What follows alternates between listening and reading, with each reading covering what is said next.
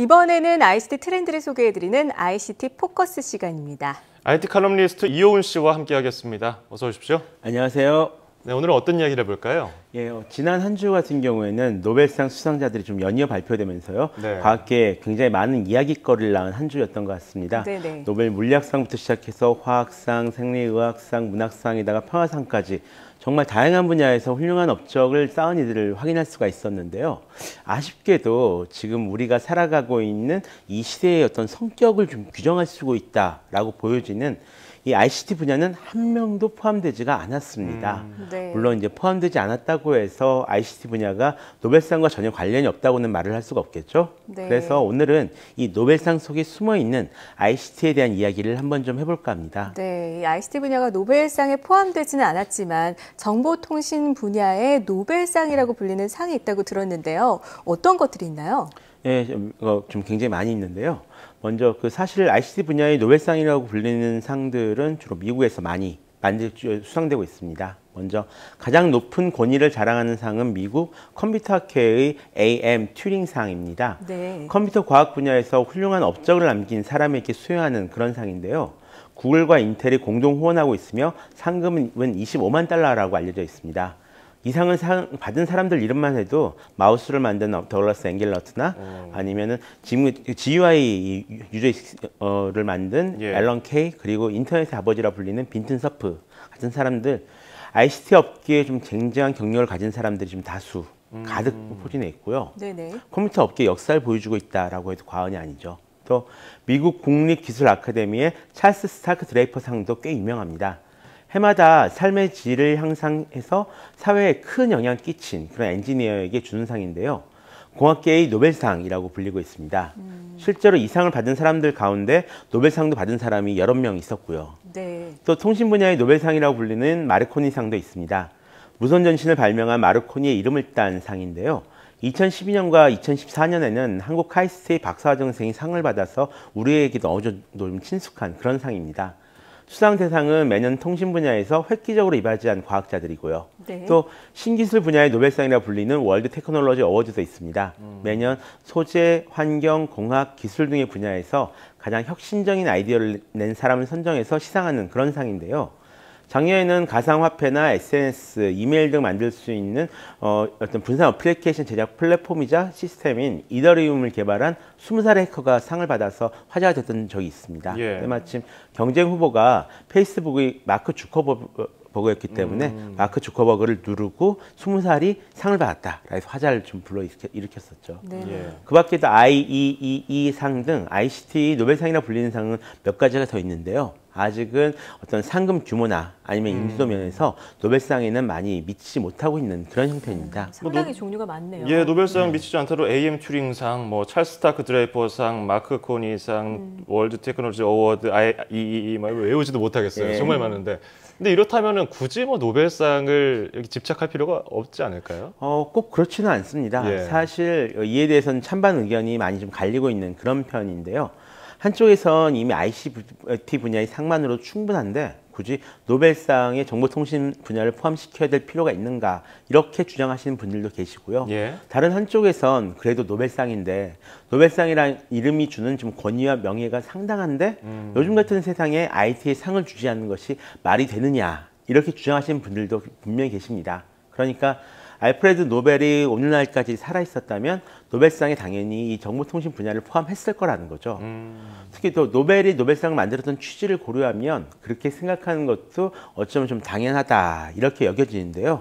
무엇보다 노벨상이 만들어지던 시절, 그러니까 이분이 20세기 이전에 돌아가셨잖아요. 그때는 이 응용과학 분야가 좀 명백한 하나의 학문으로서 제 모습을 갖추고 있지는 못했었거든요.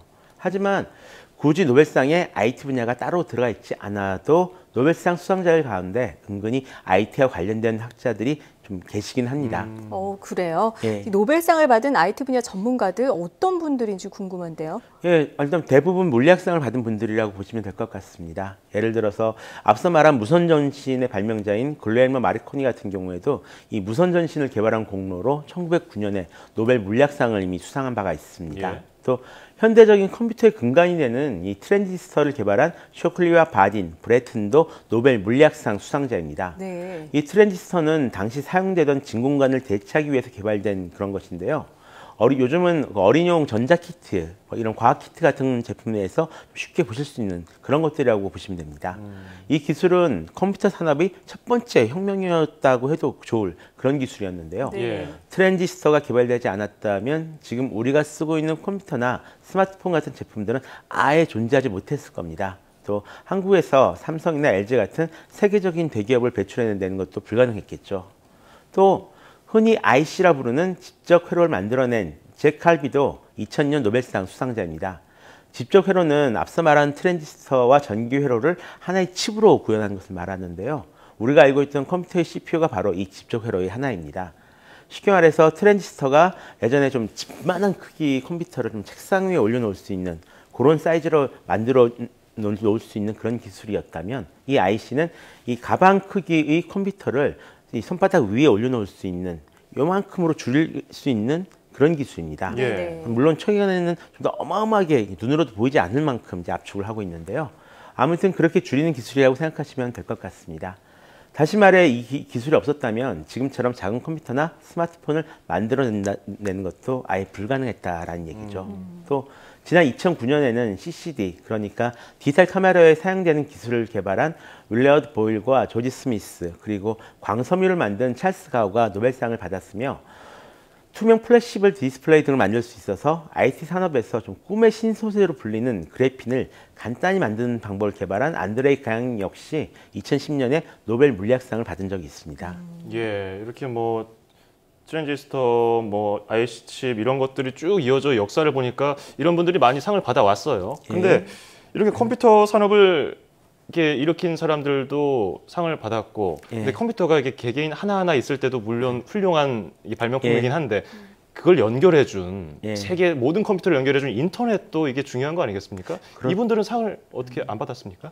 앞서 말한 찰스 가우 박사님 같은 경우가 인터넷과 연관이 있다고도 볼 수 있을 것 같습니다. 광섬유가 있으니까 좀 더 빠른 인터넷 연결, 지금처럼 초고속 인터넷 시대가 가능해진 거거든요.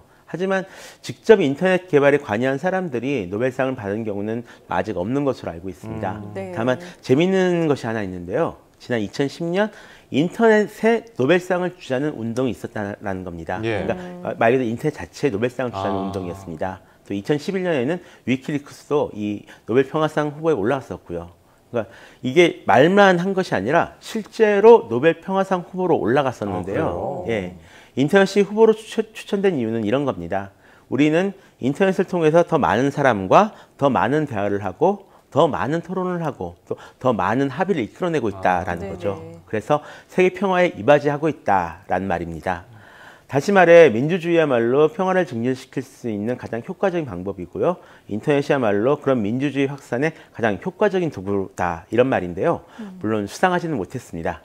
노벨상 자체가 사람이나 단체에 주는 상이라서 인터넷처럼 일종의 그 시스템에는 이 수상을 아예 할 수가 없는 그런 상이기 때문입니다.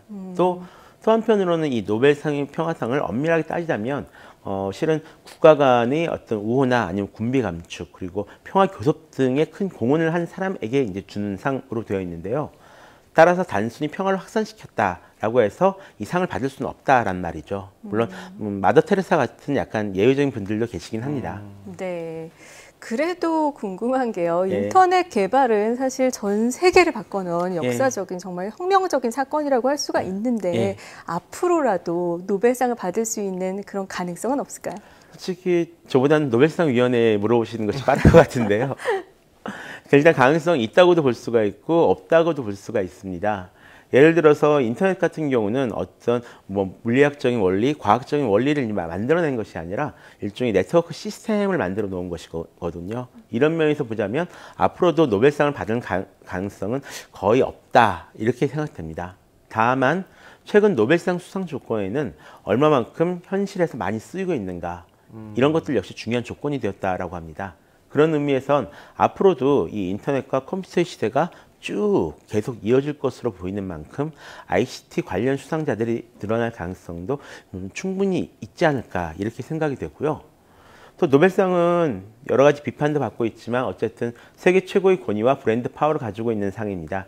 기초과학의 성장이 ICT 기술의 성장에 결정적으로 이바지한 것이 여러모로 확인되고 있는 만큼 앞으로 한국에서도 이런 기초과학과 응용과학을 가리지 않고 좀 질 높은 지원이 이루어졌으면 하는 그런 바람이 있습니다. 예, 알겠습니다. 자, 지금까지 IT 칼럼니스트 이효은 씨와 함께 노벨상에 숨어있는 ICT 기술에 대해 알아봤습니다. 오늘 고맙습니다. 고맙습니다.